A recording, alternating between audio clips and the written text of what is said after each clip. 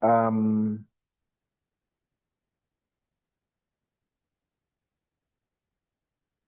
next slide, Emily. Yes, we have a governing board who is called by Wilkamo, and that's the council, advisory council, chaired by Colin by Wilkamo. And Rowena is the vice chair, and George, much as we call him chair, he chairs our roundtables and key programs that we hold. Next slide. This is a governing board, and they send greetings. Some of them are going to be in this call. They are doing a great job. Next slide. I would like to let you know this is the secretariat we have, and some of the people, you can see them. Next slide. Claudine is here. These are programs that we hold. Emily, if you can make it full screen once again. We already have monthly working groups. We have the Tech Talent Program, which is the reason why we're here. Next slide. What the quick overview is that this program was launched 3 months ago with over 400 students and over 15 universities. Next slide. And our overarching goal is, in the next 10 years, it was launched definitely by our NITA-Uganda in partnership with the forum, who was represented by Julian Reju. She sends our greetings, and we have their presence in this room as well. Next slide. We look at the emerging tech recruitment trends. If you're looking for a job, if you're being recruited, trends are changing. And that's one of the things that Julius is going to hint on mainly, that the trends are changing. And we need to adopt new ways of work. And also there is increased competition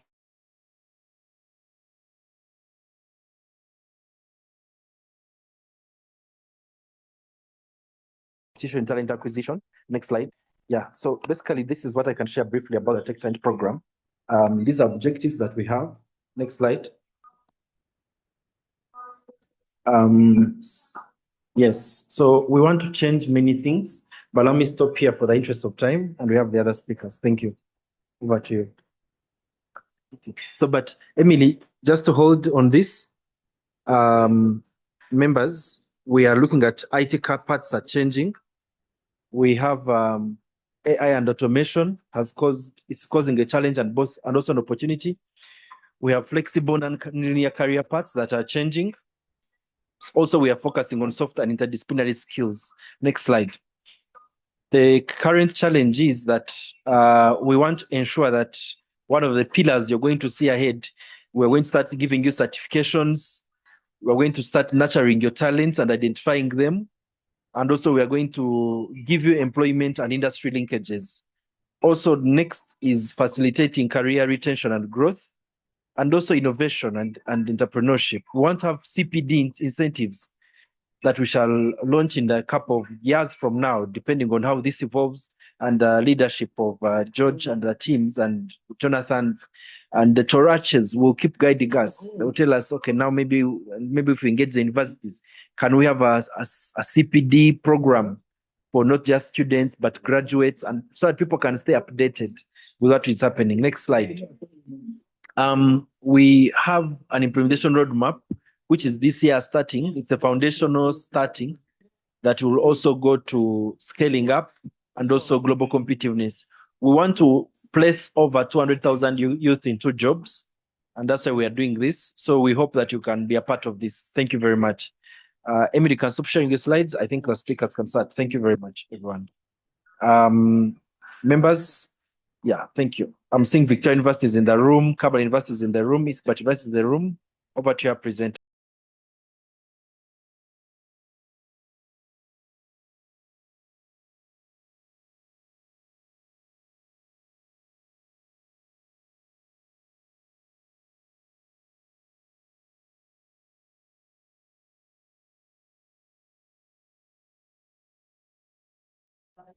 Good afternoon. Sorry, I thought actually Emily was sharing for all of us, but that it doesn't matter. Thank you everyone for joining, and thank you Gideon and Chair for giving me this opportunity. In a short while, let me share my screen. but I may also turn off my video after you have seen me.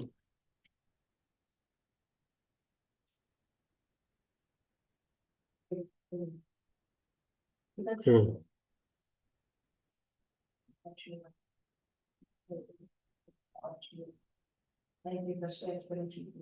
Yeah, Gideon has already laid the foundation for this presentation. We are looking at AI career pathways and the future of work. This statement has been made severally in conferences and workshops, in webinars, that AI will not replace you, but someone using AI will. And we'll see how this is happening across the world. Starting with the AI news, there is a lot that is happening globally in the space of AI. In March this year, there was an AI summit in India about South to South benefiting all this development. The global North, that is Europe and America, versus the rest of the world, Africa, Asia. So there is a lot of challenges. There are a lot of challenges because most of the growth in AI is taking place in China and in the US. Right now, the recent conference, the recent global UN Global Dialogue identified that the compute, 90% of the global compute power is shared between China and the United States. And that is affecting development of AI in the rest of the world. And also the challenges of risks associated with AI is developing so fast that there is no sufficient safeguard to match it. And this global dialogue just took place recently in Geneva, and a number of Ugandans were present. We have put there a sublink. You can be able to look at this link and read more about it. Then the other issue is about, let me go to the right side, about the frontier model race accelerating. Claude has just launched a new model called Sonnet 5, which is is multimodal, and it is quite robust, and it is now the leading model. And it is expected that the rest of the big names like Google or OpenAI will try to match it. And then there is another model called Mythos, which was developed by Anthropic. It's called Claude Mythos, and this one has been able to identify weaknesses in a number of big systems, some of which have not been detected in 25, 27 years. They have been able to, using this model, they are able to detect weaknesses in systems and can potentially be used by hackers. And that is the reason why when it had just come, it was first withdrawn. Now, both Mythos and Fable 5, they support agentic work. We'll explain more briefly what agentic work means. But also there are low-cost models. What does this mean? It means that there are models that can be installed on edge computers or on servers without requiring a lot of compute power. And China is doing very well in these models. I've mentioned a few here, but you can be able to read about them. So this is the race which is on. So China is saying, you people in America, you are spending a lot of resources in the large language models, but for us, we are coming up with models that people can install on their servers, on their desktops, and be able to use AI effectively. Then the other issue is about control over some of these models. As you can see, the Mythos can be very dangerous if it falls in wrong hands. So the US government is coming up with regulations to control about 30 days before any release of a system, it first has to be submitted to the government of America to validate and give authorization. Otherwise, it will not be allowed. Some of you probably who are in IT are aware that there are certain encryption standards that even they are not sold around the world anyhow. They stay within the United States. Something else that you need to note is the big techs are laying off a number of people. And as of mid-2026, they had laid off up to 142,000. So that's why it is said that not all technology jobs are safe. So we'll look at some of the technology jobs that are at risk, so that even as you are studying, you can be able to make decisions as to what kind of career to pursue. So we have here a link also of some of the jobs that have been affected very much. So as we go through this presentation today, pay close attention so that you can be able to align your career accordingly. Current affairs in Africa is that African Development Bank and UNDP are mobilizing up to 10 billion by 2030 for African AI. I said at the beginning that most of the development is taking place in the global north. And for us to be able to set up infrastructure, have appropriate data sets, do the skilling, African Development and UNDP are mobilizing resources so that they require up to $10 billion by 2035.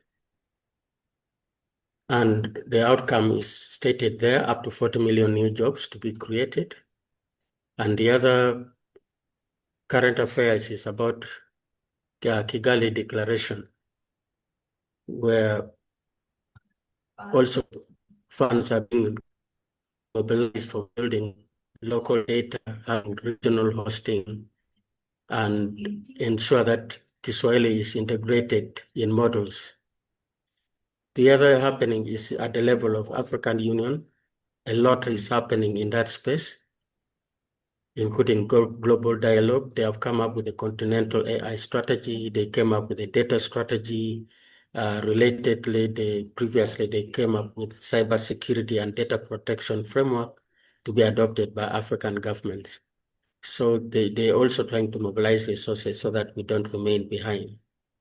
The other one is still at the UN level, the UN ITU AI for Good Global Commission, which was launched also in July and co-chaired by President Paul Kagame. And the purpose is to ensure AI-driven economic gains reach developing nations. Here it is intended also to fight exclusion of developing nations. So something that you need to ask yourself is, what do these developments mean for your career plans as we go forward? I believe that some of you may not be familiar with AI, but if you're already familiar with AI, please bear with us as we go through the basics. AI is the simulation of human intelligence, because there are some cognitive qualities of humans, like reasoning, problem solving, understanding language.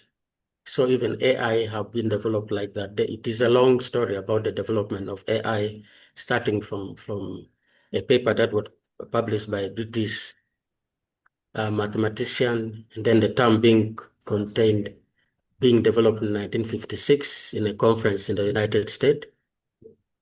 And through the years, it has been going through progressive development, and also it would go through problem of what they call AI winter. So it is different stages of development from the 60s, from the 70s, from the 80s, from the 90s, and reaching 2002. That's when things really, 2022, with the ChatGPT coming on board, that's when people started realizing the real benefit of AI. So Part of AI is machine learning, where systems can learn from data without being expressly programmed. Previously, we were to write code for each and every manifestation of a system, but now systems can learn from data, can be able to interpret it and make decisions on how to treat different problems. Natural language processing is, we'll see the detail of this in the next slide. Computer vision also will see the detail in the next slide. Generative AI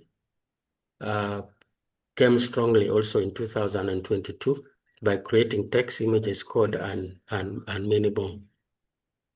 And then as of 2025, agentic AI took center stage, because now instead of writing prompts for each and every instruction, you give it a goal, like maybe you're traveling for tourism, so AI can help you to book the hotel, can help you to book the flight, can help you to organize internal transport.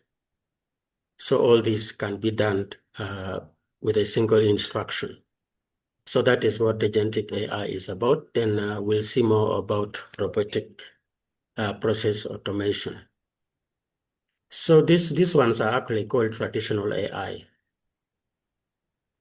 as compared to generative and agentic AI, where we have natural language processing of speech recognition, speech to text, automatic transcription, etc., and sentiment analysis.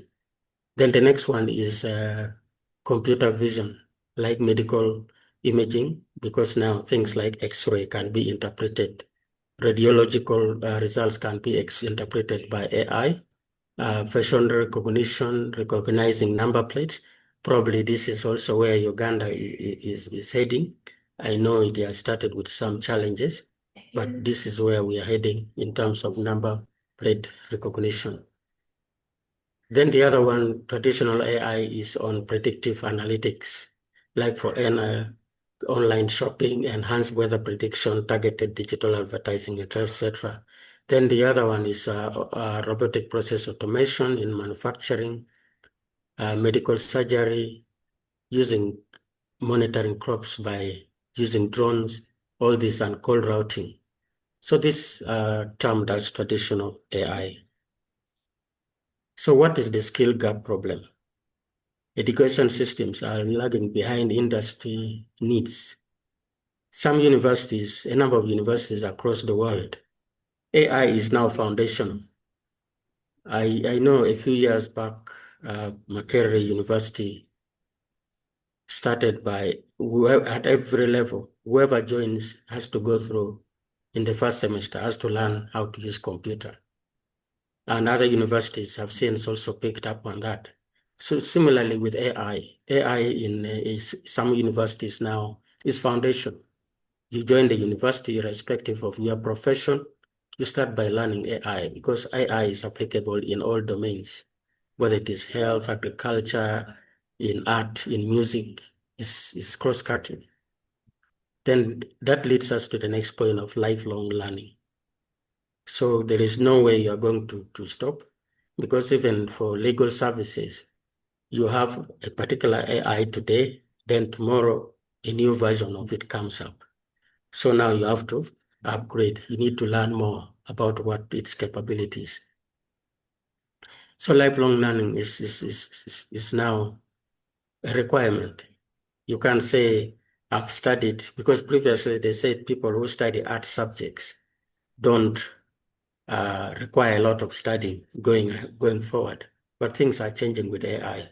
Without further studies, you may find yourself being left behind, because people keep on innovating. Then the key message for us here, degrees are no longer enough. Skills are the new currency. Some of us have quite a number of degrees, have a number of diplomas, but at the end of the day, you are being asked, what is it that you can actually do? You know that some of the big companies like Google, they no longer put a lot of focus on what kind of degree you're holding, but what is it that you can do and deliver. So this is the kind of mindset we should have. If your mindset is just about cramming and passing exam, that is not going to help you. So you must develop hands-on skill. You must be able to develop sellable skills in the field. Now, these are some statistics, but we may not go in depth in this because of time. We started a bit late, but we have digital skills gap across board at university level, at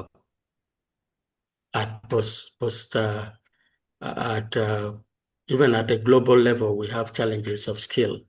That's why there is a lot of brain drain from African countries to the rest of the world. And some people are actually even doing work remotely.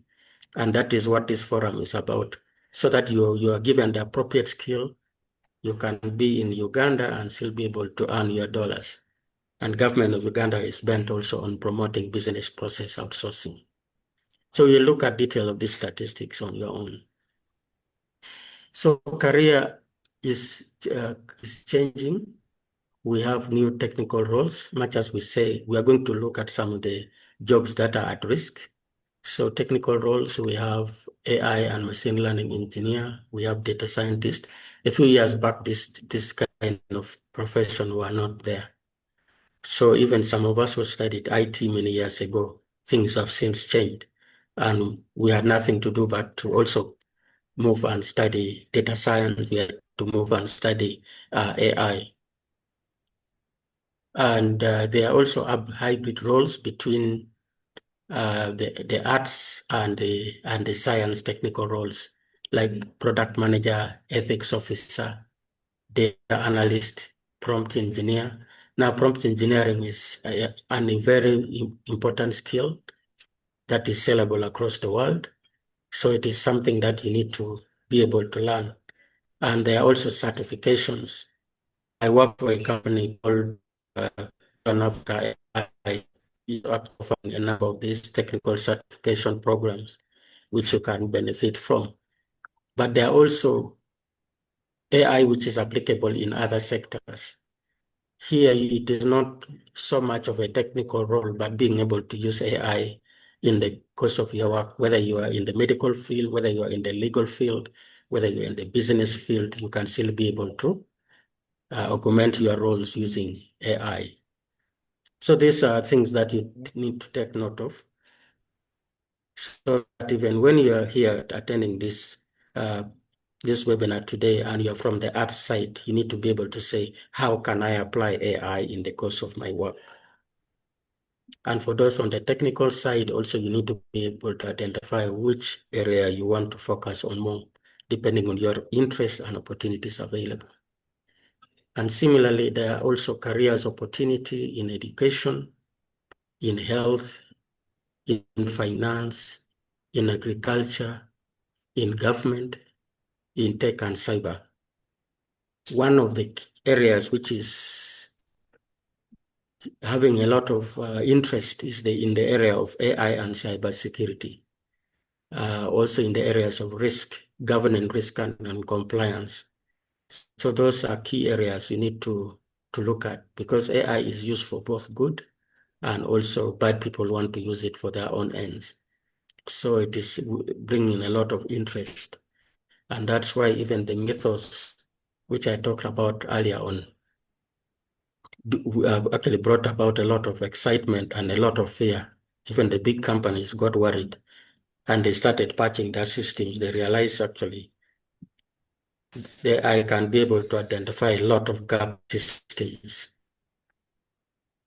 So you will have access to this slide. We'll not be able to explain these emerging jobs one by one, but you can, depending on your area of interest, if you're in health, you can dig deeper into these areas and see how it is applies in your work. You're in government. Similarly, you should be able to do this, study these areas more. And in agriculture also, do you want to operate drone more effectively? Not many of us are skilled in this. These are areas which we still have a lot of gaps. We still do work in a manual way.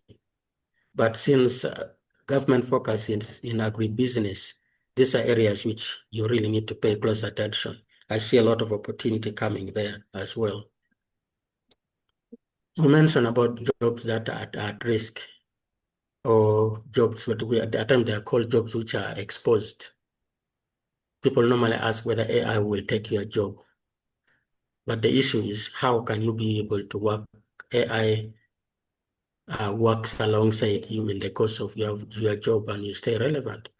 So you can look at some of the jobs which are really at risk: data entry and administrative processing, basic customer service, and call center operations. So the traditional call centers are actually dying because of chatbots, which are more intelligent now. And a lot also has also been transitioned from the traditional AI to generative AI, and now even agentic AI. So a lot has changed here. So the traditional call centers, if you're operating one in Uganda today, you need to really think outside the box so that you remain relevant.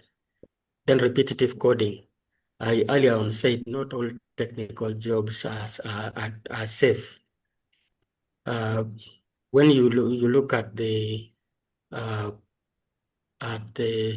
Sonnet actually does a lot of coding. It can develop the whole CRM by itself. So you don't need programmers to develop for you CRM when Sonnet can actually do it for you. So these are some of the challenges now we are seeing. So even when you are a software engineer, you should really be careful which area you want to focus on so that you remain relevant. Then standard document drafting and reporting, data analysis and routing, data analysis and routine reporting. Now, some of the tasks which requires human strength. You know, the discussion in Uganda here where we are saying, let's prioritize science. So you can see that going forward, actually, a lot of arts people will have more. Their jobs are more secure than the one of the scientists, because scientists, their jobs are facing obsolescence very fast. But work like nurse,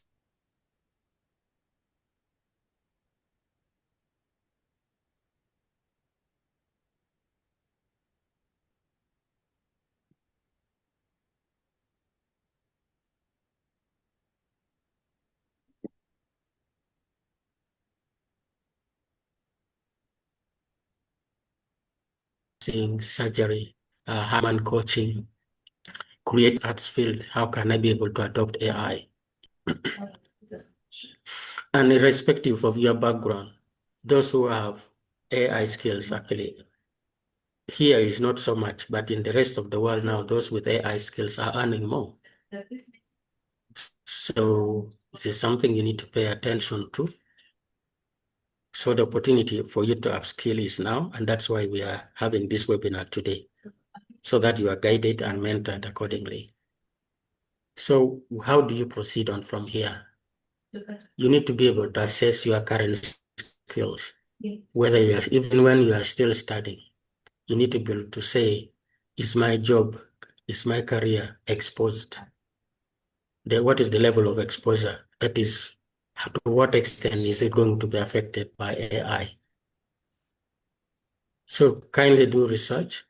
And also, there are a lot of tools you can use online, which can help you with digital skills assessment to point you to let you know your current level of proficiency in digital transformation and AI. And from there, you can be able to see how to proceed. The first step is to understand AI fundamentals. I only had 1 or 2 slides. There are a lot of free courses online.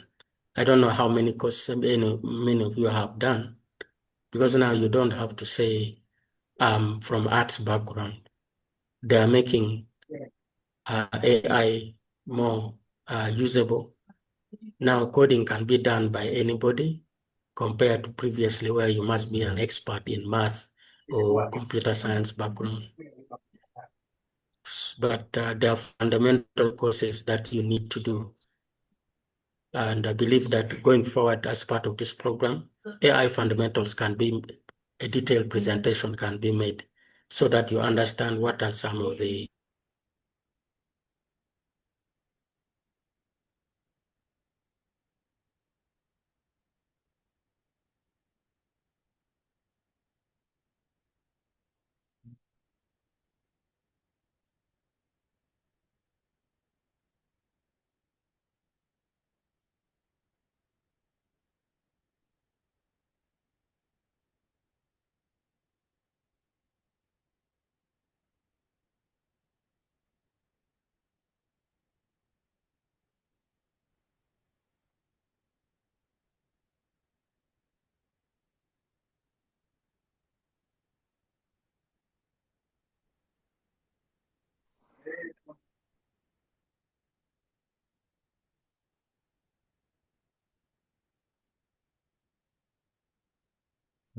Okay, go on.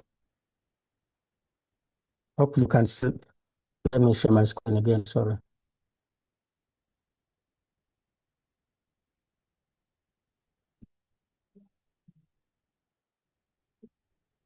Hope you can be able to see my screen again. There was some internet issue. So I was saying that you need to understand how to use some of the generative AI like Claude, ChatGPT, and others. And you need to understand also data skills, because a lot of emphasis is being put on data and data governance. AI depends on data, so this is something that you need also to pay attention to. And the other one is to enroll in structured learning in academic institutions. It does no harm if you are capable and able to do a postgraduate certificate, a postgraduate diploma in a structured learning environment, in a university, in a college, you can do that. But there are also, as I said, there's a lot of self-learning you can do, or you can earn globally recognized certifications, boot camps, online courses. And I mentioned that where I work, we offer globally recognized certification with our partner, Global Skill Development Council. And you can easily enroll for some of these certifications and do them. They are self-paced. So learning is not going to stop. You just have to continue with it. And then the other one is applying it in your domain. Some of you have already finished studying. You are in health, make sure you apply AI. You are in education, make sure you apply AI. You are in business, make sure you start applying AI. It is so vast and a lot of things are changing so fast. So you need not get intimidated, but also you need to be advised. There is a lot of scam also there. There are a lot of people advertising, saying that AI is going to do a lot of magic for you. But remember, it is you supposed to supervise AI. So there is human in the loop. You must, at the end of the day, there is issue of accountability. You cannot say it is AI that made the mistake.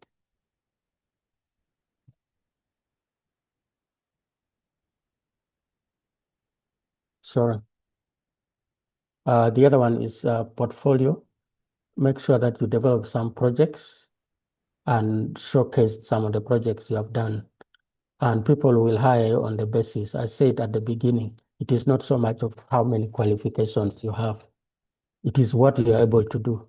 And how do you demonstrate your capability? You do real world projects and put it online for people to see. And importantly, the reason why we are also here in this webinar is so that you can be able to join professional AI communities. At the end of this forum will be pointed into how you can be part of professional AI communities, and you can be able to attend AI workshops, AI webinars. You know, even some of us who are in the field, things are changing so fast that we have to continue learning. I did I did my proposal for PhD about early last year, but as of mid this year, things had changed in that field. It forced me now to go back and rethink my area of PhD research in area of cybersecurity. So a lot is changing. So even me, I have to continue learning. Otherwise, I also move into obsolescence.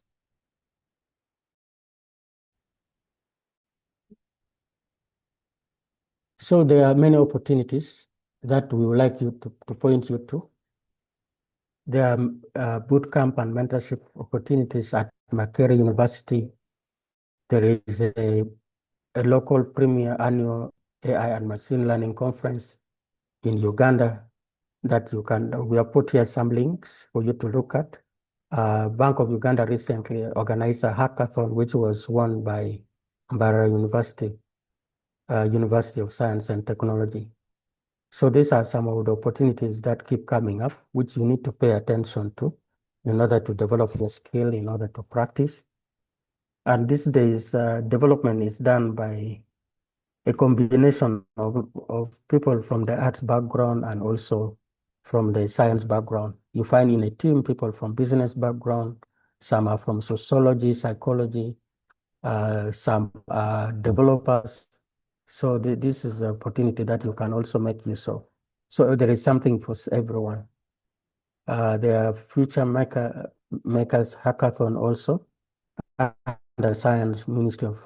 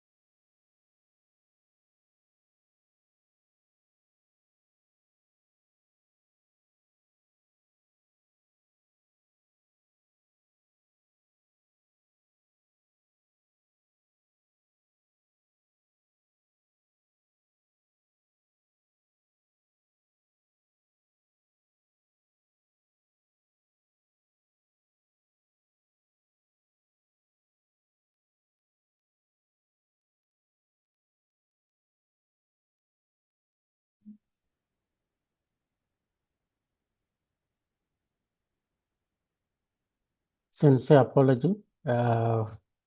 Was it because I was talking about not having internet AI in a number of government institutions, then my internet misbehaved immediately. So I said there are also internship opportunity in government, which you can benefit from. I cannot say that the government has gone far as AI is concerned, but in 2022, government came up with a national strategy on the fourth industrial revolution, and government is currently working on a national AI strategy, and a number of sectors are adopting AI. Universities are churning out a number of students in the areas of AI. So there is a lot which is happening. So you need to be able to identify this. Even hackathon, you look at these links, which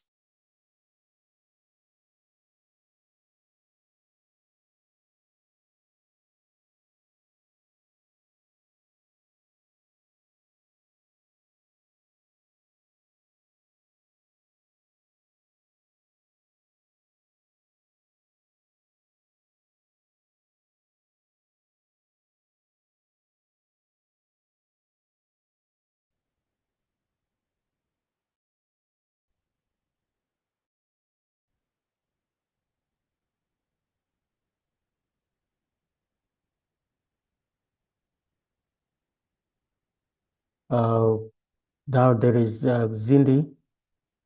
In Zindi Africa is one good one that you can look at. But look at all this. There are some opportunities which are currently ongoing, like the one for Google Africa Applied AI Lab in Accra. The deadline is 31st August. So you need to just check it out. Some of these opportunities are even for students. They are not for those who necessarily have completed university. So please look at these links and make sure that you apply. For example, One Young World Summit 2026 in Cape Town, the deadline is on 2nd of August. So why don't you look up this? Something that I find interesting is that Nigerians are more aggressive with finding our young people here. We seem to be very comfortable with the status quo, but these opportunities you can all benefit from. So we put them here with the links, go and check them out. There are also international opportunities.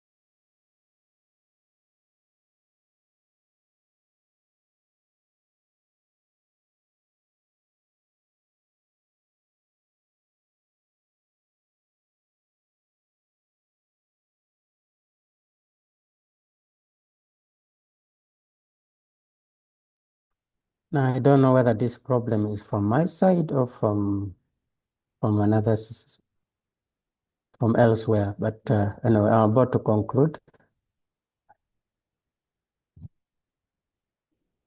So these are opportunities which I said, please make sure that you explore them. You should not be left behind. Some of these are well funded, they're fully funded. So why don't you take advantage of it?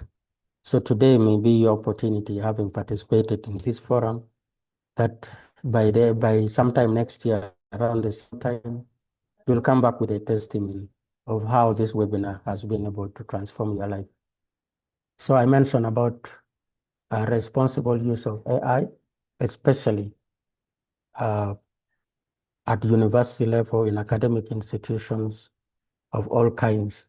So some of the risk we face as far as AI is concerned is issues of bias, because a lot of African data are not represented in some of the AI models. So it doesn't very well represent our needs and requirements.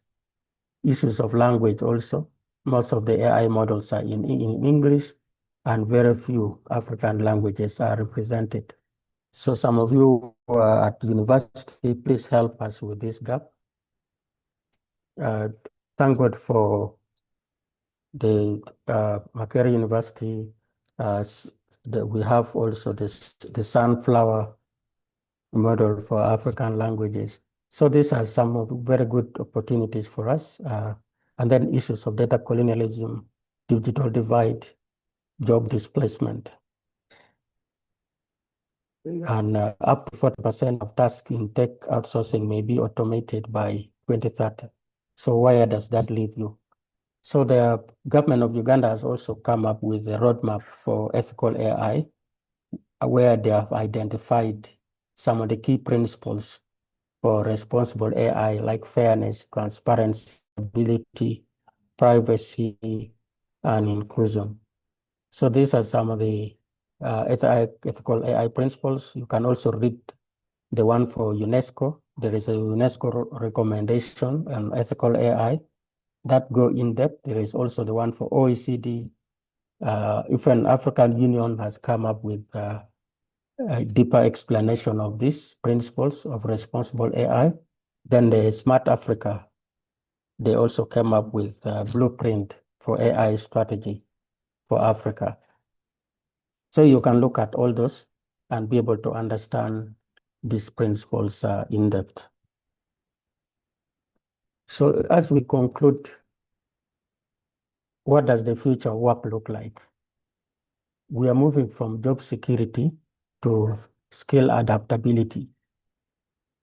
So if you are in the field of accounting, you should be able to adapt. So if you are comfortable with job security, you will certainly be left behind.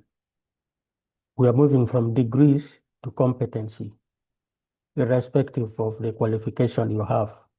And also there is a new TVET framework that has come up that actually puts a lot of emphasis now on competencies. So the hands-on people who are starting without degree may actually edge you out of employment. So that is something you need to pay attention to. Then employment, we're moving from employment to portfolio careers.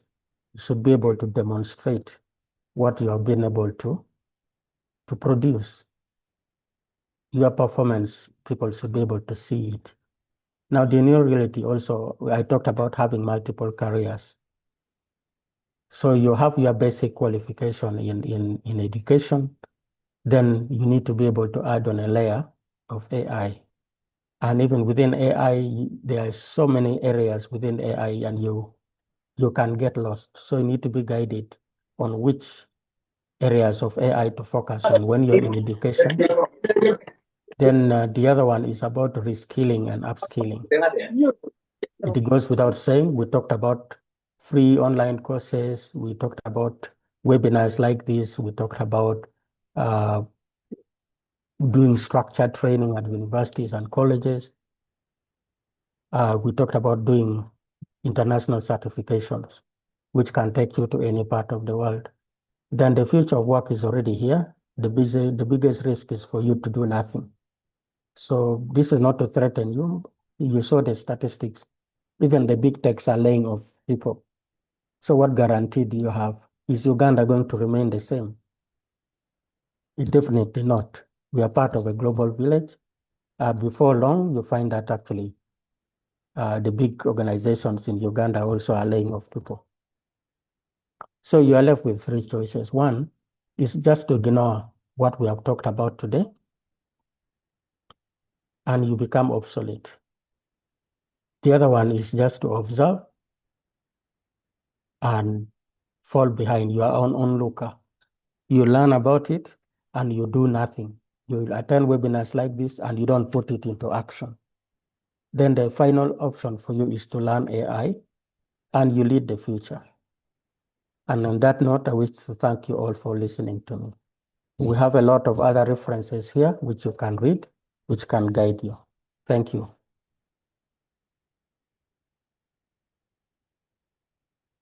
I hand over to the chair.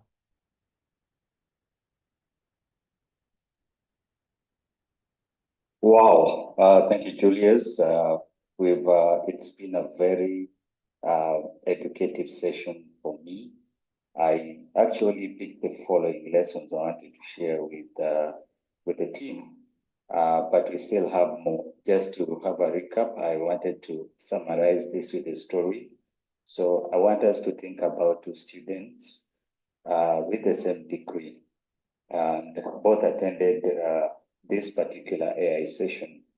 So one of them went home and waited for the job, and the other one went and started looking for mentors who are here, and even in other sessions which the CIO Forum organizes. So this is a group of professionals and executives where you can interact with and build that social capital.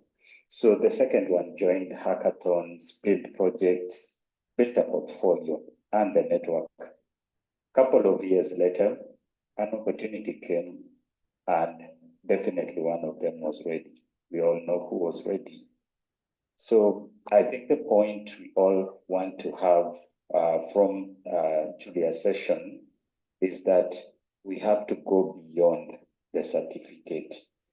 I am not downplaying certificate. I'm actually a beneficiary of good education. We actually need to move to the skills, to the experience, mentorship, portfolio, and the network. So today, as a student, from what you have gone through, ask yourself, what skills will I learn? Go do a dipstick. You shared in one of the slides. Go find out where you are in your digital skills.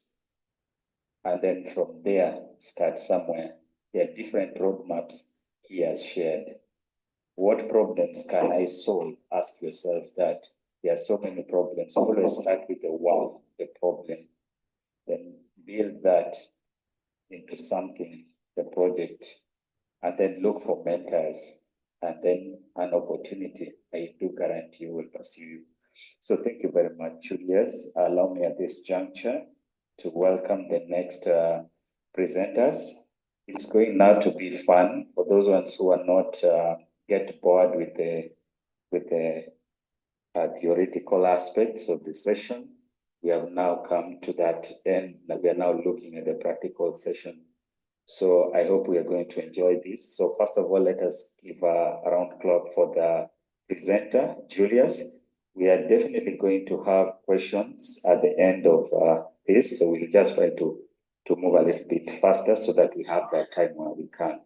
So thank you so much, Julius. It's been an honor. Thank you so much for giving your time to mentor and share this. It's quite, it's never easy for executives to get their time to come and speak to students. So us having you here, it's a privilege.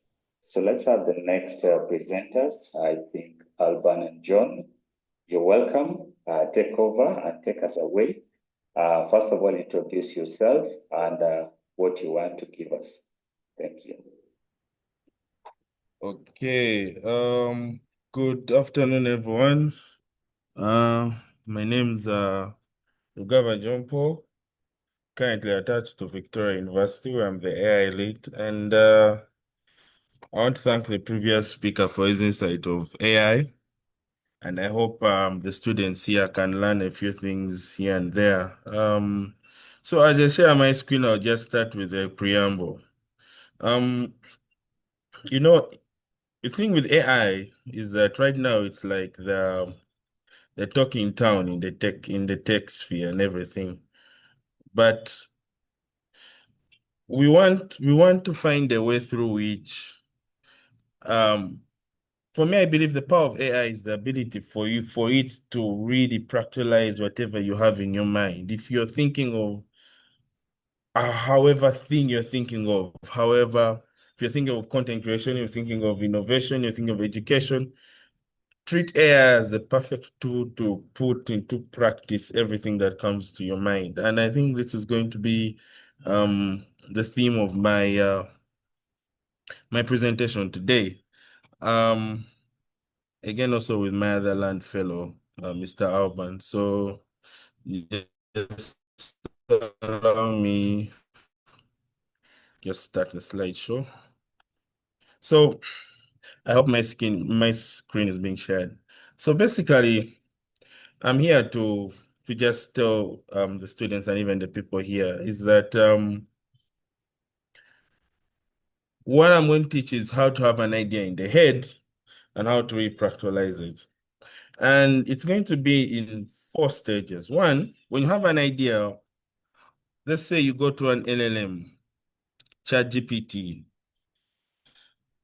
The reason why you go to this to an LLM, let's say ChatGPT, Claude, personally, I prefer Claude, is that it gives you a wide context or a well-researched avenue, because it's these models are trained on billions and billions of parameters of data, which probably you wouldn't have access to, or if you had access to, it would take a long time to have them. But when you go to such a model, as I'll illustrate later on, it gives you a well-detailed researched analysis of what you have in your mind and how to make it happen. And secondly, you need to know what they call a prototype. A prototype, the mistake I see people do is making the prototype the product. The answer is no. A prototype is the first phase of the product. After you've done your research, you create a prototype. It is from that prototype that now you build to further refine it, modify it, and then create the final product. What most developers do, or what most innovators do is to make the prototype the final product, then release it to the market, then they let the market decide. However, my method and what I've seen really innovators work is the prototype is the first step, product development that is then further refined with final research and study groups, market research, and that becomes the final product. So the thing is, now we're on step one, which is going to the LLM and asking the LLM, hey, I have an idea. Again, this also brings me to another concept, which is prompt engineering. And prompt engineering is basically how best do I communicate with the AI model. And I think this is where I will have to shift just give me a little bit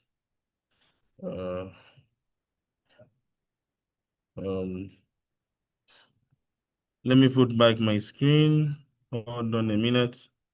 I just want to illustrate the issue of prompt engineering and the LLM. I think let me stop sharing for now. Stop sharing for now. And just stop sharing. And I come. Just bear with me for a while.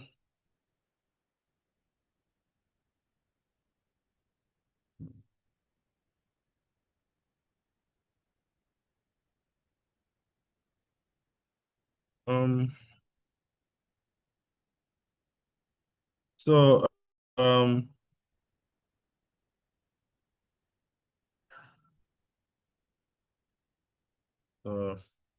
let me open the screen like this.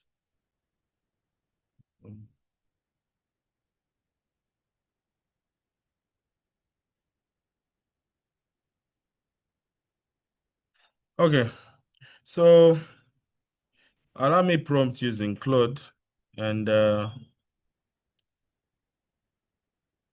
with Claude. So as I said, the main component of prompt engineering is how best you communicate with the LLM model. And how best you communicate with the LLM model, the main rules of prompt engineering are mainly four. First, you act as the role. Second, you give it context. Then you give it parameters where it should tune its output form. Then you also give it the trained output where you want it to be. Now in Claude, as I said, now we're thinking of an idea. You say due to the low tokens that I have, I think I'll send it to low for now. And I say you give it a role. So act as an innovator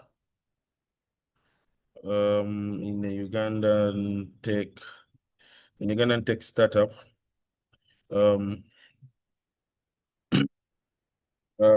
Design. Now you're giving it context. The first one, act as a role, that's the role. And say design for me online delivery food service.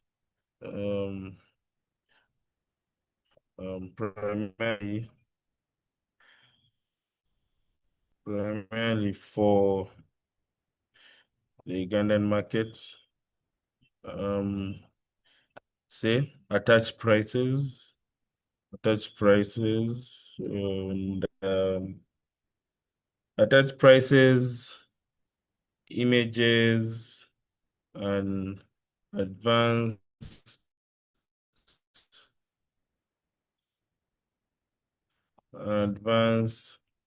AI, advanced AI features as possible. How do I want to define the output? Design.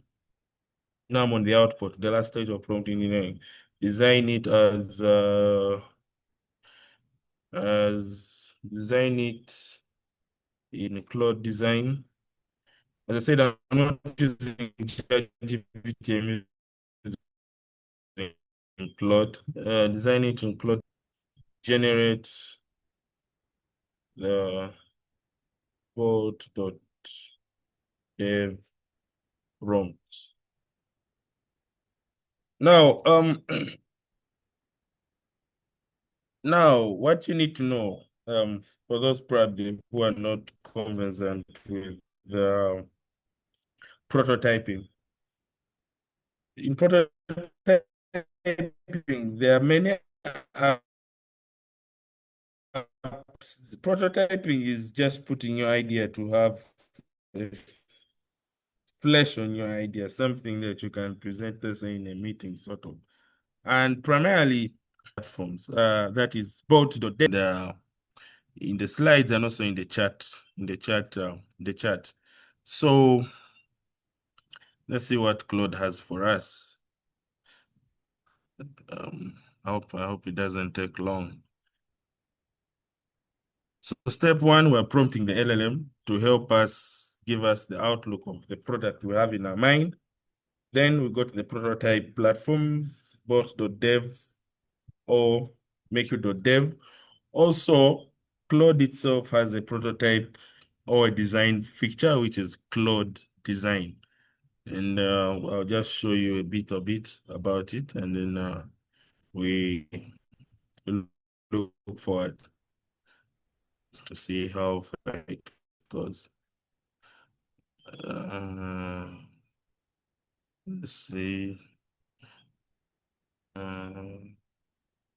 Additionally, if you didn't want to use Claude, you can try Gemini. Gemini is also good at these prototyping things. ChatGPT is not good at all. I wouldn't recommend it for prototyping.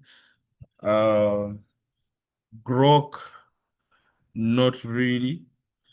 If you're into Chinese models, DeepSeek, not really, but if you use like Kemi's latest model that I think they released 2 days ago is also good, Kemi K3. So those are the ones I would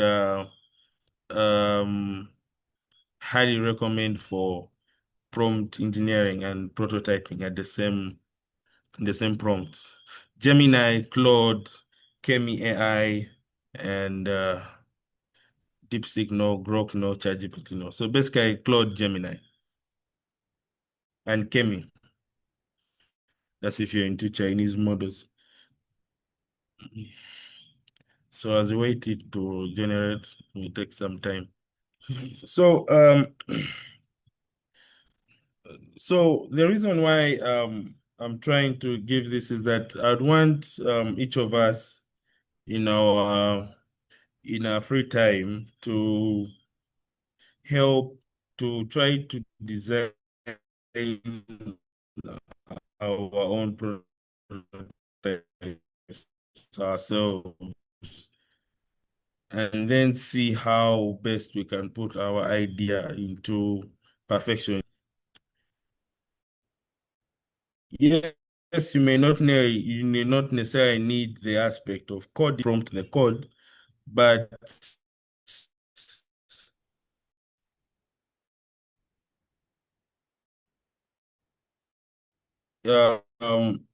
if your product comes to the disadvantage of such a methodology is that AI is quite expensive, so tokens and compute. So we're looking at roughly between $25 to $50 per month if you're using your AI as your primary developer. Yeah.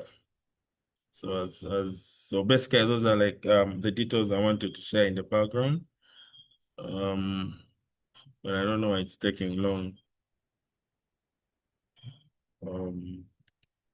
Just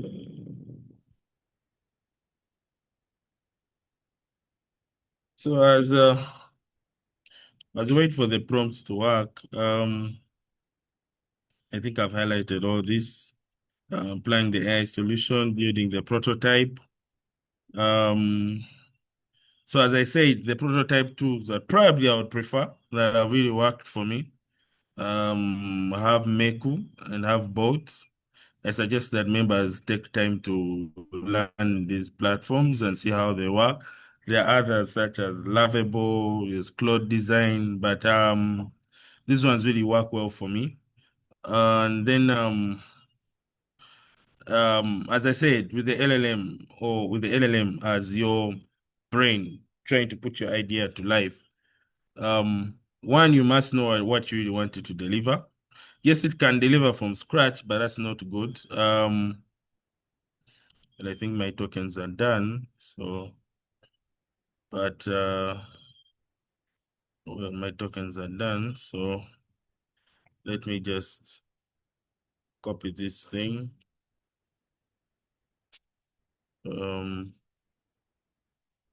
Copy this thing and then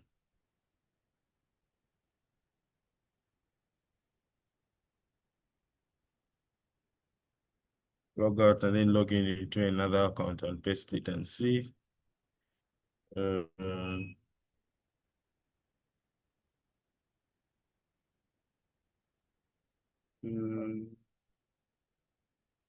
Just bear with me for a while.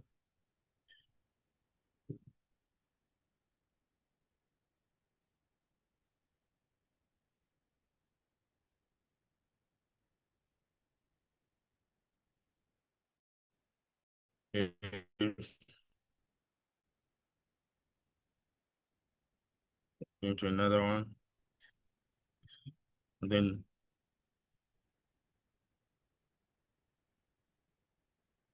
okay.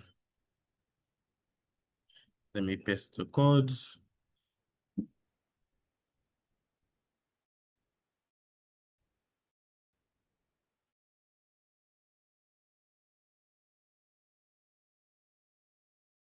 And then you see if it's good with yours, you have 10 color and everything. So if you already let it do the magic itself, it may not deliver template that it maybe have. So I think that's what we are. Let's wait and see. So if you have any questions, you can prototype, or it may take some time. Yeah, I think I've just explained everything. So let's wait for this prototype and then go to make and see. Let's see. So yeah, just bear with me there. As I said, Claude does this very well. Gemini does it very well. The rest probably not. So I highly advise. Fuck, I would advise everyone to shift to Claude. Yeah, I'll definitely advise you to Claude. I see ChatGPT has got the market, but there's some tasks ChatGPT is not good at. So yeah.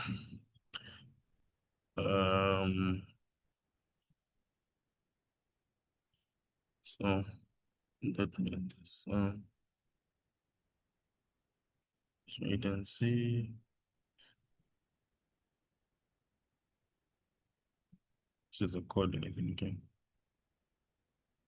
Okay.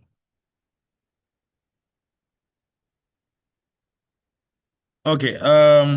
I hope you guys have seen are seeing my screen. I don't know if I can just put it here. So what you're seeing is the prototype of what I prompted it to do. An online app, food delivery. Give me a prototype for it. If you can't, give me the prompt to use it at Mentorship. So this is what it has done. It shows you just how it does. So this one you're doing it at I don't think it has full This is Claude Design. So let me open Claude Design and see the full app. So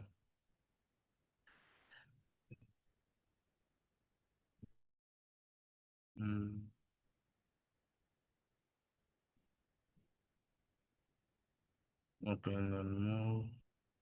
So okay.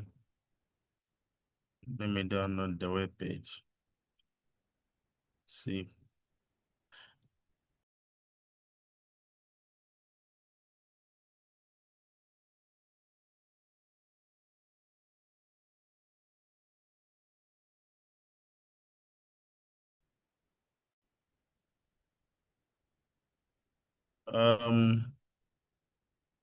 Wait, I hope my screen is being shared. Okay. Okay. So you'll see that this is the prototype that it generated on okay, I think that one will just remain. I think this is a prototype they generated on Claude Design showing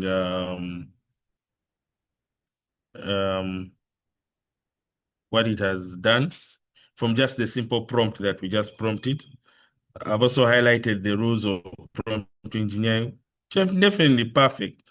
If you give a UI designer or probably a website hoster, they'll charge you about what, between 500 to 1 million to just give you just this outlet. I've used the free version and I've done it in about 5 minutes. So now this is what now you would present at with your UI designers and say, okay, this is how I want my prototype to be. Or again, you prompt the LLM and tell me, give me the exact code that you use for this with the models and everything I generated. So this is basically the power of how AI can be used to transform your idea to reality if you know how to use it as a tool. And this saves time. This expands on our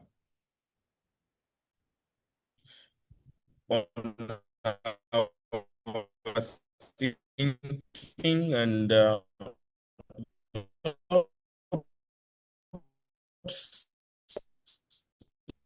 you know,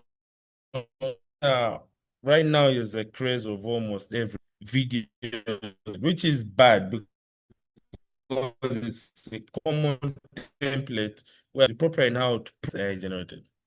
So that's Claude Design. I think I'll just when I'm concluding, I'll just come to Meku. Meku.dev.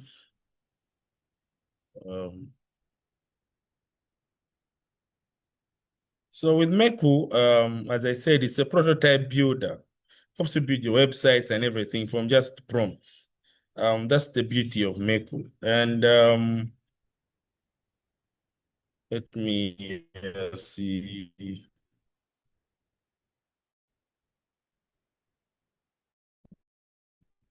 Log in to the phone.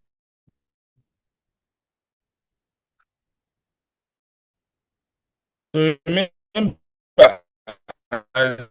remember, I prompted so here it is. So I just come.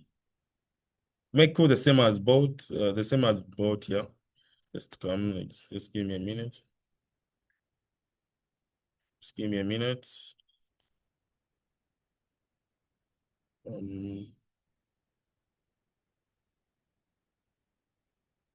Then I'll go to where Meku is. Type my prompts. Then run it. Okay. I think my tokens got done. Looks like everything of mine got done. So let me log out. Let me use bot.new. So say prompt bot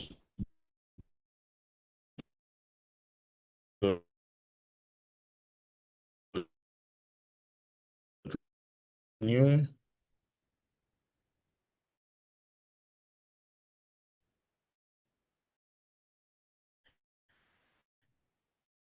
Then I'll come. Remember the one we did a while back is on this one. This is Claude Design, but there are others more than Claude Design that are there.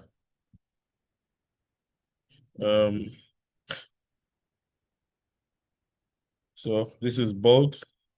So I'll come on board and type exactly the prompt that Claude gave me. Then I'll see it do the magic.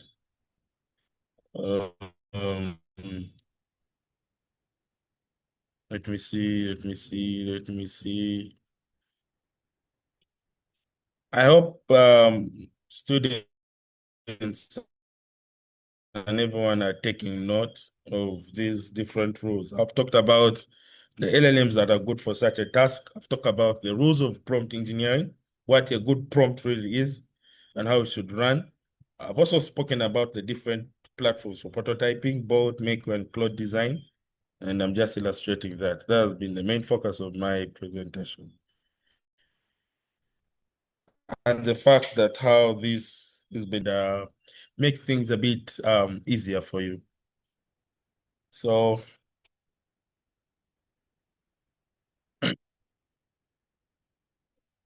give it some time, probably like another 5 to 10 minutes and see. So when you go back to our presentation, is that one thing I'm very keen to highlight, much as I'm showing you how to do this, is that AI is a tool. AI is not, could be the developer, could be the illustrator, could be the innovator, but treat it as a tool. Because when you decide to use AI for everything, it will make errors. It may not deliver as you want, and it may try to make things that are similar already in the market. In the market, in the area of business, what makes you stand out is you're unique, how your product is. So when you treat AI as a tool and know its limitations, what it can do, and you tell it exactly what you have in mind, it will create the most amazing products you ever have. And also to highlight that much as AI saves you the time in terms of hiring engineers and what, you have to make sure, you have to keep in mind that AI tokens are quite expensive. Keen to point that it's between $25 to $50 for you to have everything magically per month. I know where we the common Ugandans are in terms of financing, but if you have that money and you're willing to just play around with tools and everything, I would advise that you go with that and everything. So Meko may take its time to develop the product. I see it's already on just phase 1. And basically, yeah. So just for the interest of time, I think I've highlighted everything I've wanted to see. I'll share the details of the slide and everything so that people can access and read further and also play around with tools. Otherwise, thank you so much for everyone who has taken time to listen. Yeah, thank you.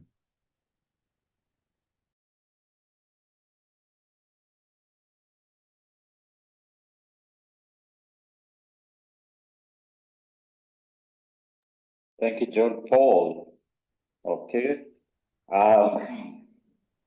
What have I learned from this session? To me, they've been quite a mouthful of lessons. So the first thing I remember JP shared is AI in this particular case is a tool. So your mind is still the biggest asset you have. So the first thing is you need to be able to have that thought process put together, have an idea. So the next thing is use your mind to come up with an idea which solves a problem. Then use the appropriate tool. Depending on what you want to do, he has advised there is this specific tool good for doing your prototype or research. And then there's this one which you can do to develop your website, if that is your use case. There are lots of use cases, things which you can learn together. Everybody has something which they use it for. We have other members also present. Brenda, please confirm if you're ready. So we also have a regulator. First of all, allow me to also thank JP for this presentation, taking us through on how AI works, basically the practical session. So let's give him some hand clap, recognize his contribution. I apologize for the network not being so nice to us. Brenda, are you ready for us? Or should we proceed with the questions?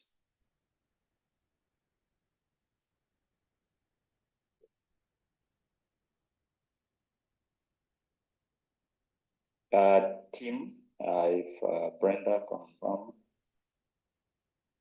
So allow me at this juncture to pass back the mic to the Secretariat led by Gideon and Kezia, so that we can have that interaction. I know we have shared a lot. Now this is the time when we get feedback, get to know as a student. So today we are facing the students. What do you want us to help you with in this, where we sit? We have your academic leaders. Some of your institution leaders have joined in. I've seen Professor. We also have Julius and the rest of the team. Some of us work with employers.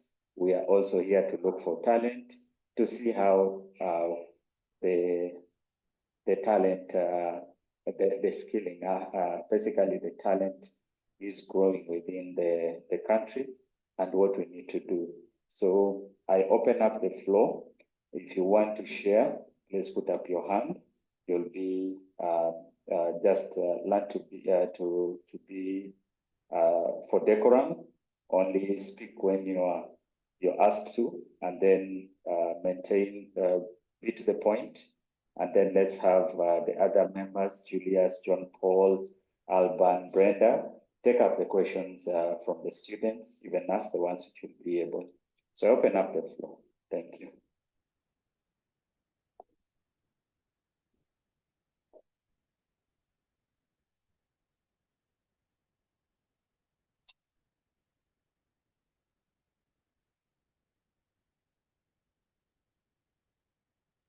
Julius, you can moderate the question session, please. You can take over. See the people who have raised their hand and call them the ones who may want to present first. Julius?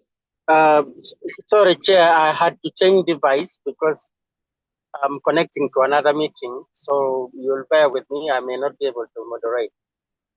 Okay, it's okay, but sorry, try to be able to pick and respond. Yes, I will. I will attempt to answer. I will attempt to answer using this mobile device. I shooted from my laptop. It's okay. Thank you so much. So let's have Noabine Bonaventure. Please go in first. Please unmute.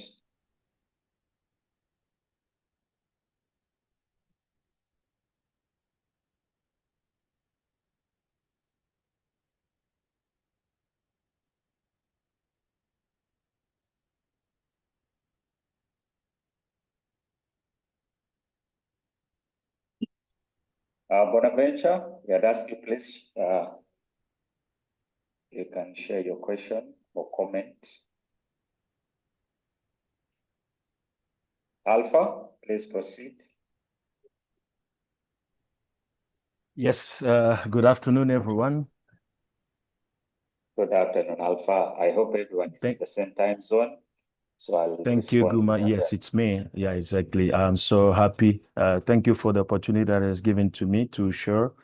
Actually, I would like just to convey, my congratulations and thanks, heart thanks, for the group, the presenter, Julius, and so that just presented now, GP.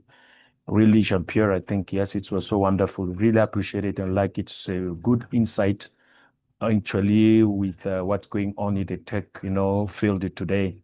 Actually, I don't have any question, but I wanted actually to ask for Mr.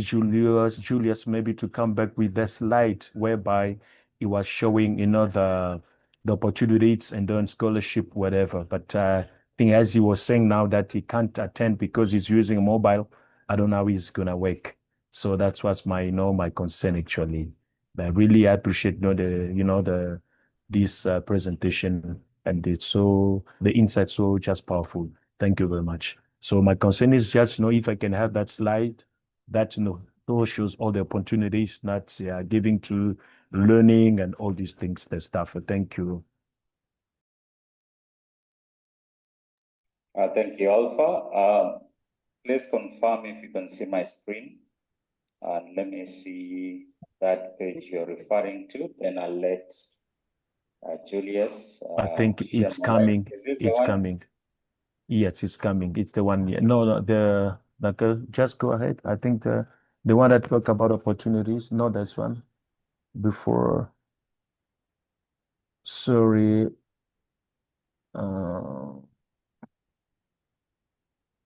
No, this one? No, this one. I think it was the before the last, slides actually. No, not this one, or that one.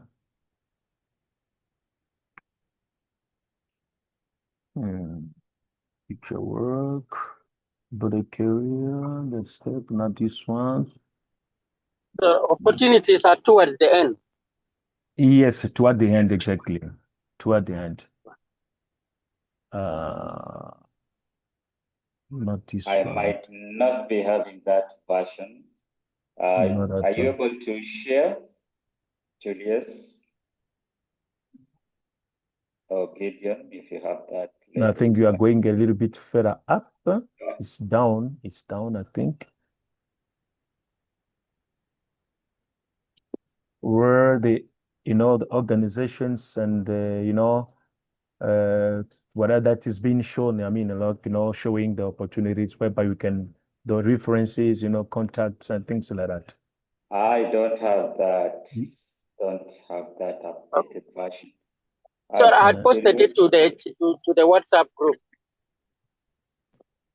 My challenge is now I'm driving. It's terrible.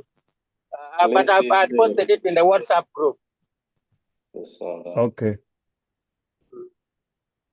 Okay, it's okay. Thank you.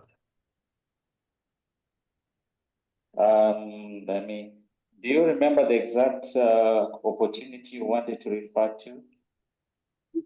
Okay, well, it was actually showing all the opportunities related to mentoring and things like that, the organizations actually with their contacts and details. But I think they said that they sent something in the WhatsApp group. So I don't know if it was just after you can this. quickly go to the WhatsApp group. The latest post I made a few days ago. It's after these slides here, after this one, the high automation exposure and the protected by human restraint. Go down now, go down with those slides. Yeah, no, mine doesn't have. It was actually ending here. This was like a version which we discussed. Okay. I have my phone. Allow me to read because I have some AI restriction. I have some restrictions, can't copy directly. So yes, there's a reference page.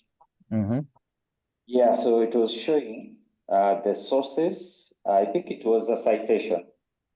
The last page is a citation showing where he used, where he got information. UN News 2006, Global Dialogue, AI Governance, Geneva,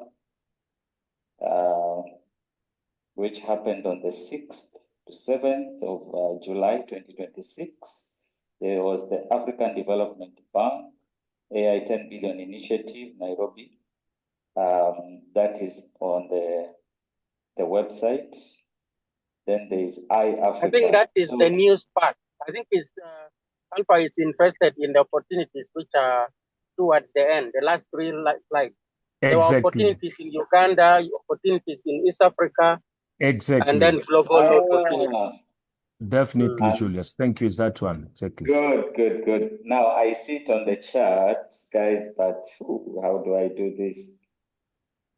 So, can I get support from the team? Gideon, if you're online, if you guys are able to share.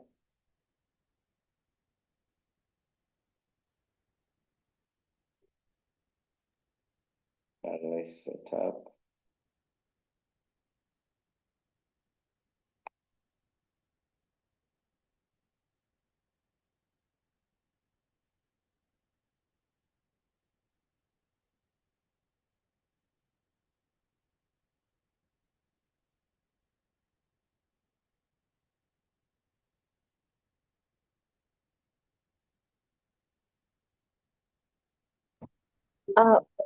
Good, good afternoon, Chair. I Good recog afternoon to you. yeah, I recognize that we had said that this is also going to be shared on our website. So maybe if we are failing now, we can be able to keep checking in with our website, and yeah, the presentation will be shared there as well. Noted. Thank you, Claudine. So Alpha, apologies for that. It's only visible in my phone for now, but definitely it will be shared on our website, or you can keep on our LinkedIn profile page, and then you'll see there. Okay. Thank you very much, Guma. I appreciate it. Thank you. Okay. I wanted to hear from the student. How has been the session today? Please give us feedback. We want to understand how was the content? Was it relevant? What is your take home? Any volunteers? Let's have representatives from the universities. Claudine, your university hasn't been represented. I'm not seeing any question. Oh my God, why is Victoria University people are shaming me? I saw some students in here. I don't know. I don't have all of you off head. I saw Kevin, Emmanuel. Where are you guys? Please give us your feedback. But also on top of that, there is a link I have shared in the chat room. And if you click on that link, it is for each one of you to be able to give us feedback and also giving in suggestions of the topics you would love us to cover next time. So it is already into the chat room. You can as well just tap on it, and it is a Google form, and you'll be able to fill in. As I say that, Victoria University student, please raise up your hand before I start calling you out publicly. I saw some of you, so just give us feedback of what you have learned, what you have enjoyed, and yeah, all these different things. Kevin, are you still there? Emmanuel, let me check for more.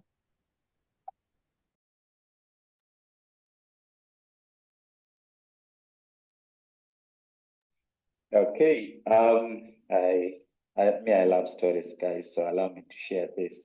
Why am I sharing this? Is one time I was a student like all of you, and I wish I had the opportunity to be mentored, to be exposed, to be visible. All those things are quite important. So I will request whenever we have such opportunities, you have Julius, you have Alpha, and so many other people here on this particular platform, try to say something. Don't shy away. So one of the attributes I know which AI cannot take from you is your assertiveness, is you being able to share. So most of these things are the ones which we are now trying to encourage, the softer skills. Julius shared that there's a lot of the scientists definitely are going to be replaced because science has steps, methodology, can be replicated. However, when you come to some of these arts, what we used to look down upon, their practices are more on the adaptability. It is as and when. It is the way AI does continue to learn based on the large volumes of information that they get. So one of the things I'll share in this particular forums, when you come, please be curious. Just ask what might be disturbing you. At school, I know there's a lot of pressure. There's a lot of, we want to give you that industry exposure. Some of us have now reached those days where we want to give back, make use of what we are trying to offer. I am not being paid, none of us are. It is just a passion. And if one day you want to do and be someone, you need to learn to connect with people. Machines do not connect with people. They have no emotions. We do connect. We do all this for human beings. So at the back of our mind, let's apologize for the lecture. It is just like I feel frustrated. Sometimes you don't understand if your presentation or what you're doing is what's to the people's expectation if you don't get feedback. Apart from that, I request that you bear with me and let's share. It's an interactive session. We also want to learn. You might even discover that the session which we have given you might not have been within your standard. So it is upon us to go back and do retrospect and maybe improve on how we want to deliver this. But the main aim for this session is to connect with you, to give you, to show you these particular opportunities so that you become ready. And when the time comes, you take over. Thank you. I see there's someone, I'm not seeing the name. It is Samsung. You're using your phone. Please unmute and share. Don't venture, then you come next. Thank you. Hi, everyone. My name is Bata Juliet Navatanzi. It's me who is using Samsung because I joined through using my phone. I would like to, first of all, take the opportunity to thank our dearest lecturer. Oh, Miss Claudine, I love you. And thank you so much for sharing such amazing networks with us, especially the fact that we are students and sometimes we don't know where we will land. I mean, we do operate from different spheres and we haven't completely discovered where we belong, but we just have a drive and a passion of AI because we do hear it is the future, it is here. We just have to integrate forcefully. But being a part of such networks and discussions, it allows us to rediscover and event ourselves and drive ourselves where we're supposed to be. So thank you, and a big thank you as well to the presenters. Now, I would not lag long. I think for me, my biggest interest came in when I think it was the first speaker when he mentioned like for his PhD thesis that he had already developed before, he thought he had done it all and only to realize just a few months down the road that he had to change it. So my biggest takeaway is like this is a work in progress and no one has the blueprint for everything. But the fact that we are all in an era where things are changing and it is technology that is helping all these things to happen at once, I feel like it is such a virgin time for, especially us students who do still have the time to, I think, become more proactive and more curious to understand how the first principles work. And then we could fit in any work sphere, in any area. Because we were used to an industrial setting that would just wake up in the morning and show up and just wait to sit the exams and you read extensively 10 textbooks and then you're done. But with all the graphics that have been displayed here, how it is used, how it is being automated to do a lot of work, we no longer have that privilege of reading 10 textbooks and just waiting for things to happen. I feel like it is now the time that we look out for what is our interest and we modify ourselves with the use of the technology and the AI available. And then that's the only way we could stand out. And that is when we could be the best, produce the best thesis on our PhDs or even elsewhere in our work spheres or life as well. So I would just want to say I'm more delighted and I'm looking forward to being a part of more and more of these sessions because I'm sharpening myself towards such a goal, but with all the waves that are coming from everywhere, this allows us to kind of position ourselves in the right direction and not to listen to where the other sound is coming from. I do know that there are people who are upgrading, like in my class, and they already know, maybe they're from the health sector, some are from the procurement team, and they're all back into school. And the question would be why? Because 10 years down the road, 5 years down the road, they will only be looking at how about if I just continue through this line. But it just emphasizes how important it is at this time and age to have these skills with us. And the more you know how to use them, this is how you stand out, and not even the sky would be the limit for you. Yeah, so thank you, everyone, and looking forward to interacting with everyone on the other platforms, and I cannot wait to join your network.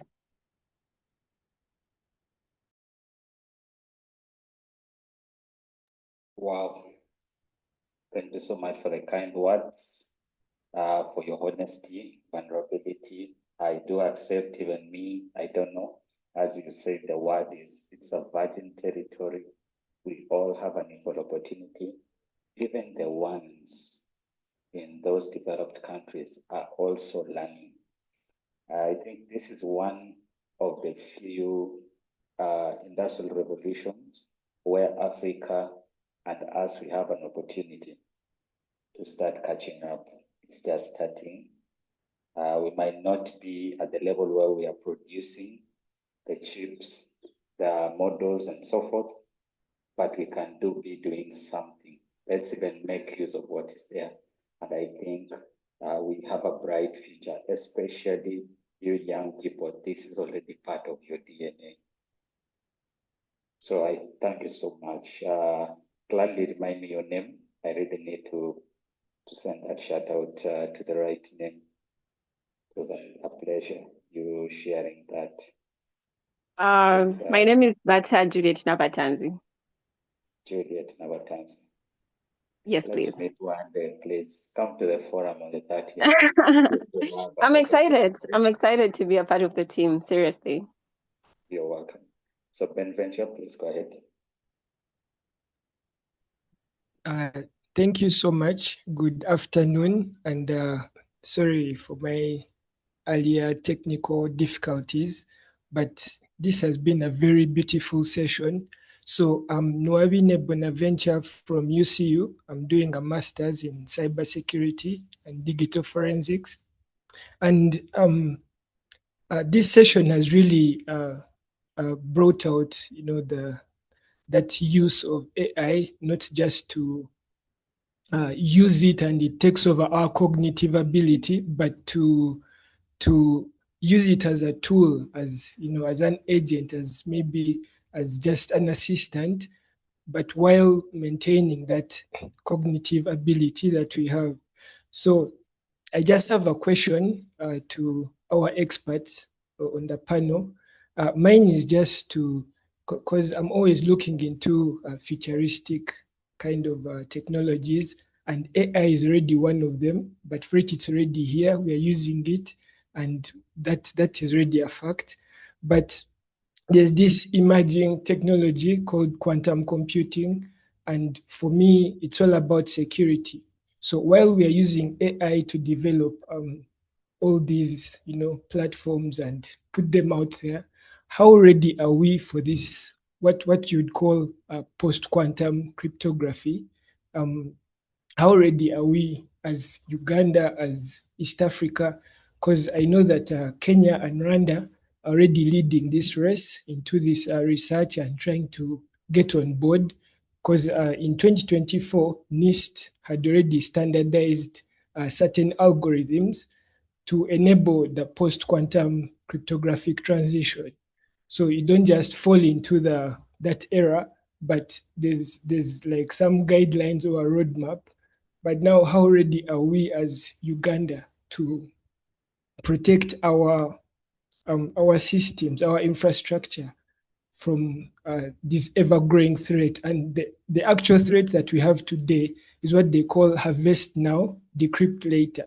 So attackers are, harvesting this encrypted data, knowing that within like the next 3 years, you would be having a quantum computer available, And all this is actually online. You can go and search about it and see how far this development has come up.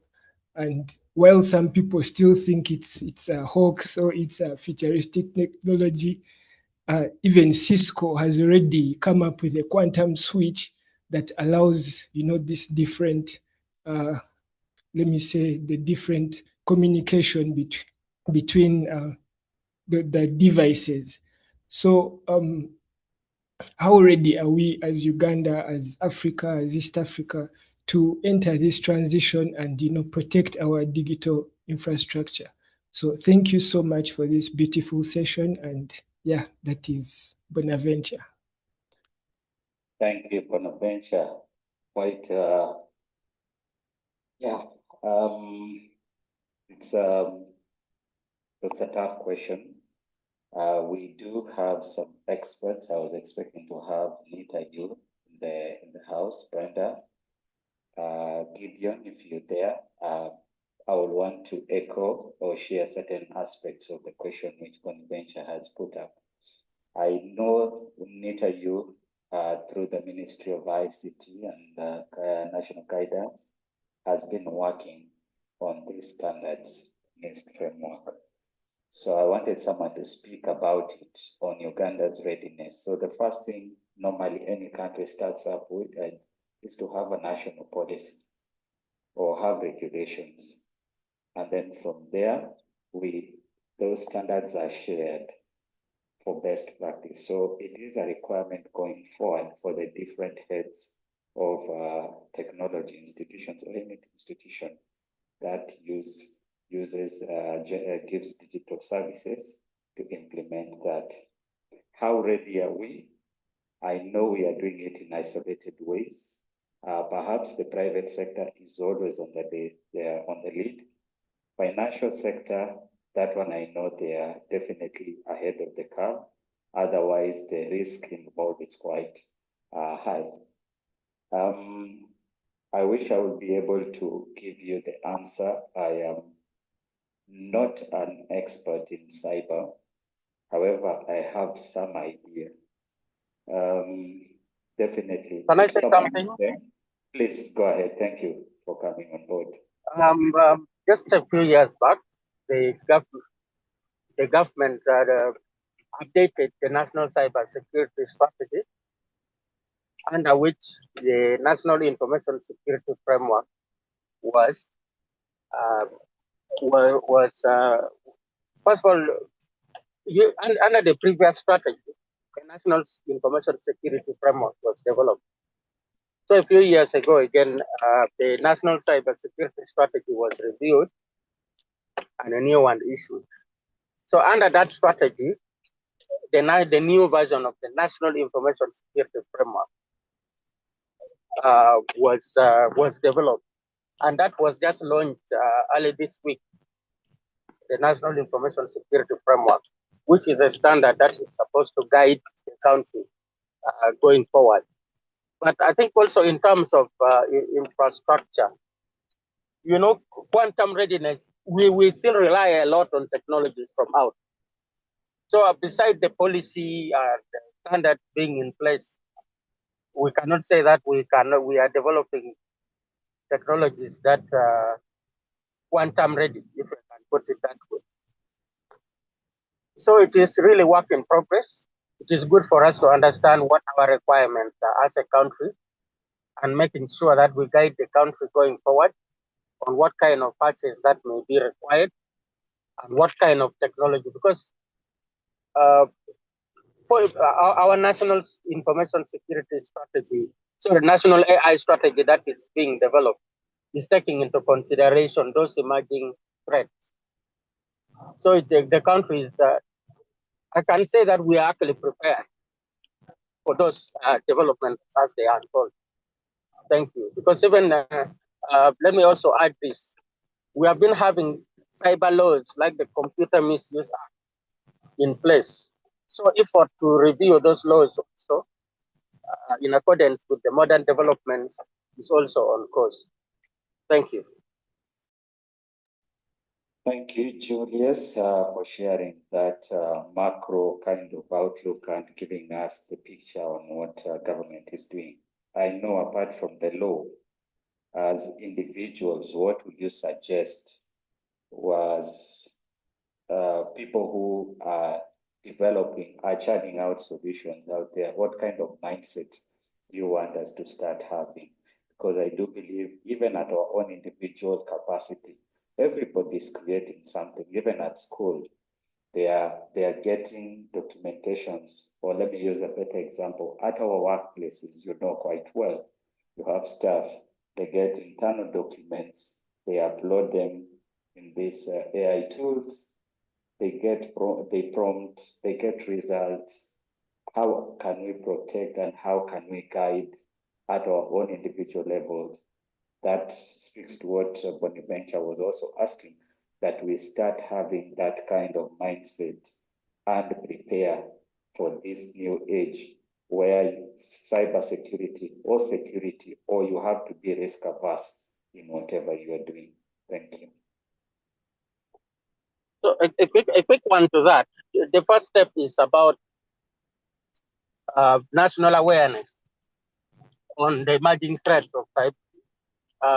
The challenges of AI vis-a-vis the good side and the negative side of AI. I said there is the dual format of AI. It can be used for good or also for evil. And there are new technologies which are being developed, the quantum is talking about, which will render the current kind of encryption kind of. And I've also said in the course of my presentation, the model of Claude Sonnet exposes actually vulnerabilities on the systems that are already existing. Even before talking about quantum, already weaknesses in the current systems are being revealed, although the technology is a bit, model is a bit restricted, the rollout of it. So yes, we must be aware. That's why this kind of webinar is important, so that you have learned that there is a new national information security framework. For those who are in cyber classes, take interest and read, because I read that they are actually, I've not read the full, but what I read was that we have over 181 interventions or tools that are supposed to be adopted, or practices that are supposed to be adopted, and that is huge. So those of you at university level, you take interest and read the new National Information Security Framework. And also it goes without saying that there is need for national awareness on cybersecurity, whether with or without AI, has remained a challenge. And that's why people are being conned, even on mobile money, because they don't understand the challenges of phishing. They don't know what they should do, what they should do. So that would really be my rating. Thank you. Thank you so much, Julius, for it's a mindset Bonaventure. Unless you want to counter or share back some feedback. So Julius has mentioned, let's first of all take time, ask for this literature, go through them, and then start implementing. And you just need to have that risk mindset. The world is not forgiving anymore. During our times, things you could get away with so many things. You'll develop a solution without looking at cybersecurity. The risk was low, but now with the risk, with the appetite of the same way you use those digital platforms to generate revenue, people are also looking for ways in which they can counter that, and it's also a very big market. So let's have that mindset in whatever you do. Ask yourself what can go wrong, whether in AI or outside AI. Over to you, Bonaventure. Anything do you want to follow up? Any follow-up question, or that was it? No, not really a follow-up question, but I would just like to thank Mr. Julius for pointing me to that new framework, because I actually didn't know about it. I've been trying to research and find out whether Uganda is even, But since it just came out last week, I'm going to follow up. That is really, really very nice to know. And personally, I'm already doing research in this. There are these open source tools that can help us to get into this proactiveness and to be ready for this era. So thank you so much for that highlight and for pointing me to that direction. And yeah, it's. Thank you, Brenda. We have 4 minutes. I see someone on the platform called Professor Businje. I kindly request that you unmute. I wanted to hear from you. Anything you want to share with the young people, most especially if you were young at this particular time, you were the one who was a student. What kind of mindset, what would you want to do? Perhaps differently. Thank you. If you can unmute, I'll appreciate Professor Businji.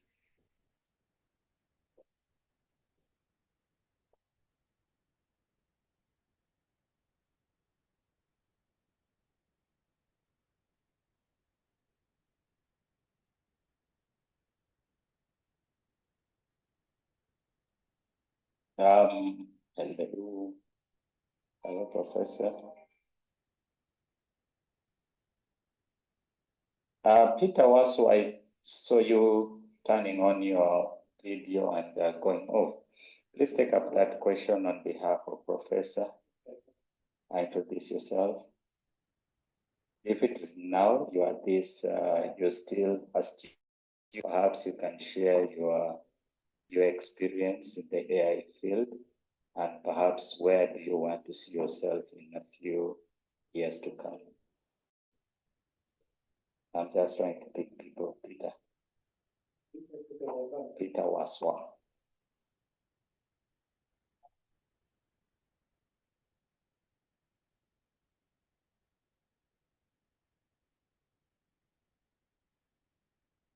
Irene, you want to share something? Namasi. Irene.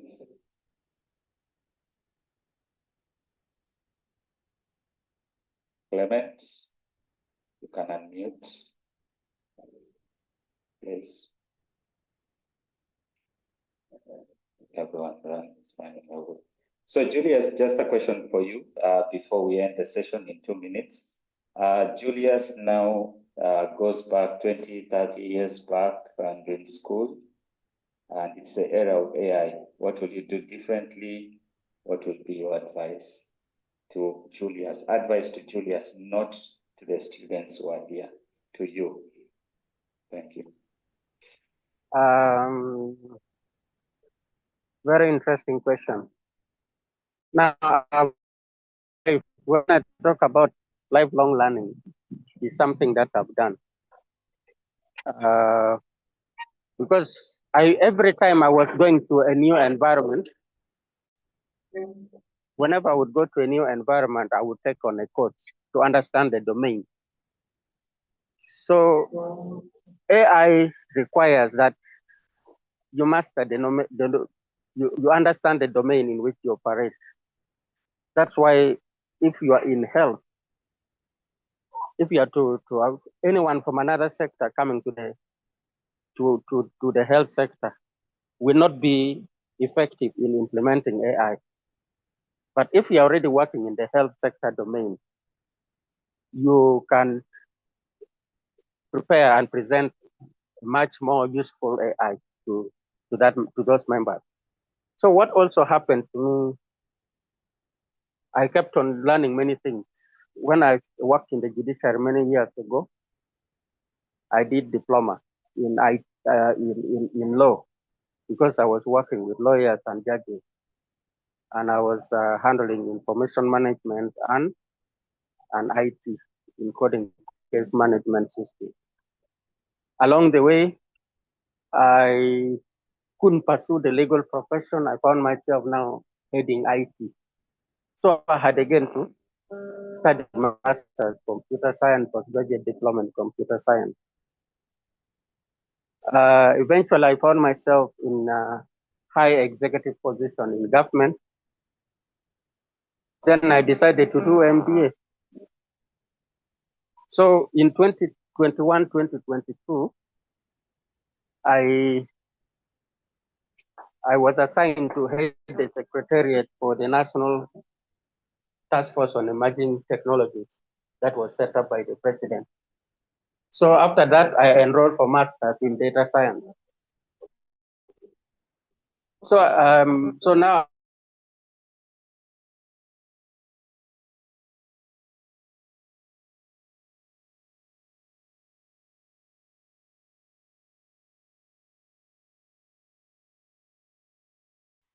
you need to understand your domain very well and understand what kind of AI is relevant. Because you can see there's so much to learn in AI. There's so much every time, every day, new things are coming up. So you can't be everywhere the way you have been, but still lifelong learning is okay. Especially if you keep on shifting from one domain to another. So that's what I would really wanted to encourage people, that make sure you understand the area in which, that's why I ask you, take note of whether your domain is at risk. To what extent is your profession exposed? Even some functions of accountant are not going to survive. So if you are an accountant, you should be able to focus and say, this is the area of account which is not at risk of being taken away. So you put more focus on that. Thank you. And Yes. Okay. yeah, that's what I can say. Thank you.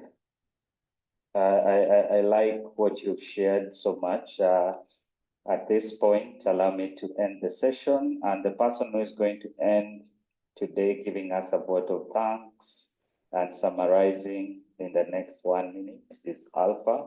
And then Alpha, I'll request you give us the opportunity, you allow us to exit after you finish with your submission. Alpha, thank you. Over to you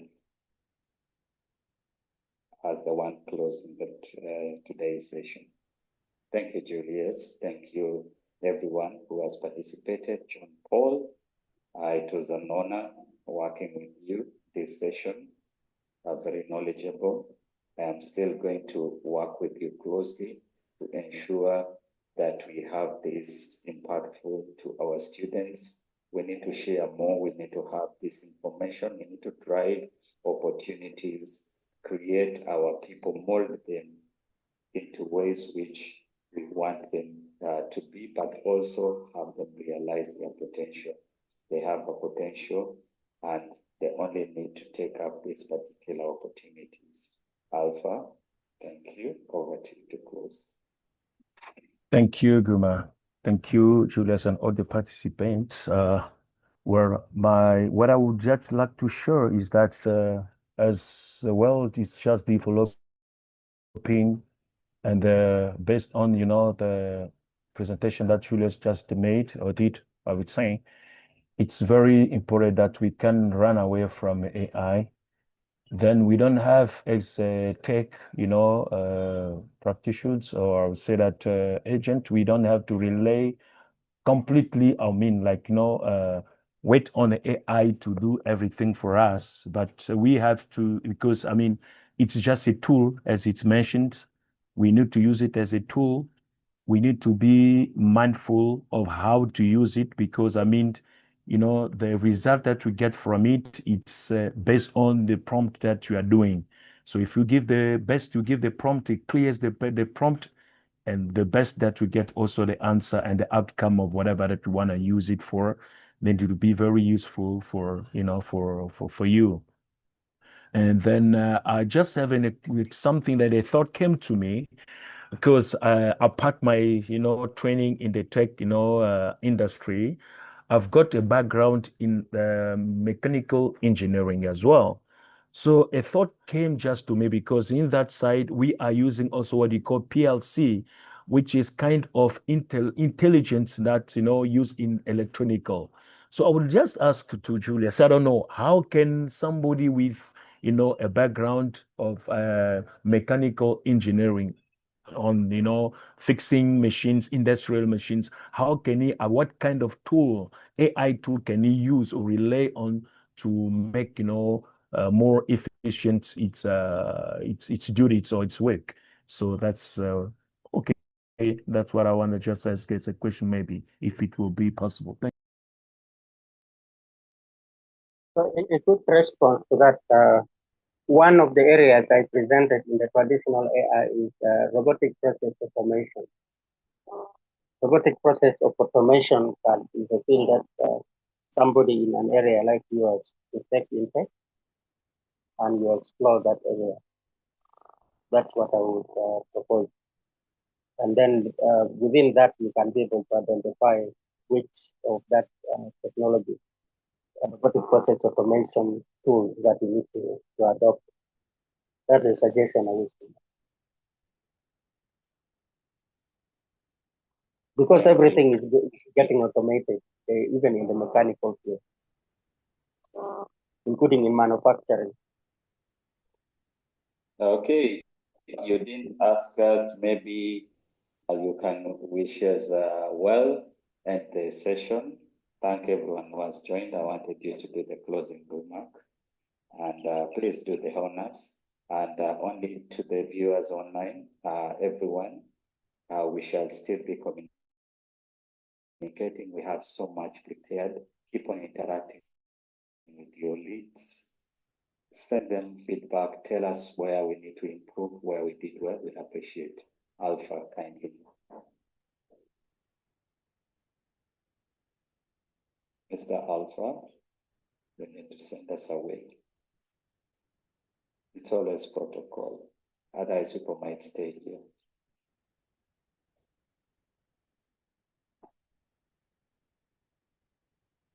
Okay, maybe Alpha seems to be having an issue this night. Guys, today is a Friday, so to a very happy part, which I always love, call that friend of yours whom we haven't seen for ages. Give him a call, meet the person, have some chat.